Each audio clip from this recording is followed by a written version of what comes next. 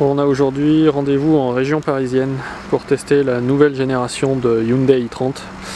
La petite compacte Hyundai accessible à partir de 22 000 € en gros. Pour l'essai de cet après-midi, on a une version 1,6 litre diesel avec boîte auto, 7 rapports, double embrayage. On est ici sur le parking du zoo de Thoiry pour faire une première découverte de ce modèle.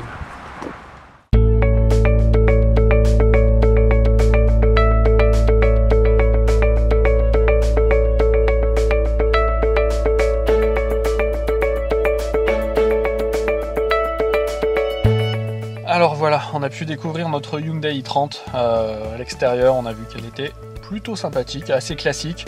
J'aime bien la nouvelle calandre à l'avant. Alors Hyundai nous parle d'un sablier dans lequel de l'acier s'écoule, pour traduire la forme. Pourquoi pas, mais en tout cas c'est joli. J'aime bien aussi l'arête qui court du feu avant au feu arrière en termes de design. Donc après ça reste une berline de segment C assez classique, mais plutôt réussie. À l'intérieur maintenant, premier reproche, beaucoup de boutons sur le volant. Je sais pas, je trouve pas forcément ça très esthétique. À l'inverse, la console centrale avec l'écran, un écran flottant, comme ils disent chez Hyundai, qui dépasse de la planche de bord, mais qui est pas désagréable. On sent qu'il y a des lignes très horizontales sur l'ensemble de la planche de bord. Donc, pas désagréable. L'écran de 5 pouces pour les premières versions, 8 pouces pour les plus grandes est très lisible. Le tactile réagit très bien, donc ça c'est vraiment agréable à utiliser. À ce niveau là, Hyundai a fait du bon boulot. Pour le reste, peu de rangement, mais ça reste fonctionnel. Pareil, j'irai pas jusqu'à dire qu'on est dans du premium en dehors des équipements. Pour le reste, non.